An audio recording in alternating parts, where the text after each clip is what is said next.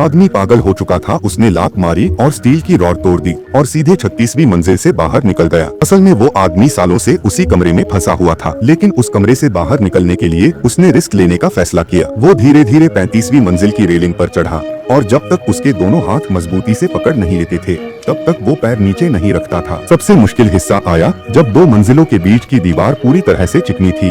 वहाँ पाँव रखने की कोई जगह नहीं थी। उसे अपनी ताकत के सहारे दीवार से चिपककर धीरे धीरे उतरना पड़ा। लगभग 2 घंटे की मशक्कत के बाद वो 28वीं मंजिल तक पहुँच गया। अब उसकी हिम्मत बढ़ गई, लेकिन जैसे ही उसने पैर 18वीं मंजिल पर रखने की कोशिश की, पता चला वहाँ कोई रेलिंग ही नहीं है। उसने जल्दी से अपना पैर वापस खींचा और पूरी ताकत लगाकर ऊपर चढ़ने की कोशिश की। अब उसकी सांसें उखड़ चुकी थीं। थोड़ा रुककर उसने हालात का अंदाजा लगाया। अगर अब ऊपर चढ़ेगा तो मौत तय है। नीचे उतरना ही जिंदा रहने का आखिरी रास्ता था। उसने अपनी बेल्ट निकाली, रेलिंग को पकड़े हुए धीरे से नीचे बैठा और बेल्ट को रेलिंग से बांधकर पकड़ लिया। फिर उसने धीरे धीरे नीचे उतरना शुरू किया।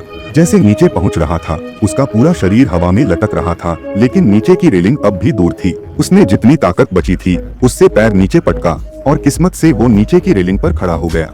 उसने दोनों हाथों से दीवार को पकड़ रखा था और पैर बहुत धीरे धीरे सरकाए। तभी उसका पैर फिसला और वो लगभग गिर ही गया, लेकिन खुद को संभाला और फिर से धीरे धीरे किनारे की तरफ बढ़ा। अब वो इतनी सावधानी बरत रहा था कि सांस लेना भी जैसे भूल गया हो। आखिरकार वो खिड़की तक पहुंच ही गया। एक जोर की लात मारकर उसने कांच तोड़ा और अंदर दाखिल हो गया। उसने दरवाजा खोला और राहत की एक सांस ली। आखिरकार वो जिंदा बाहर निकल आया था।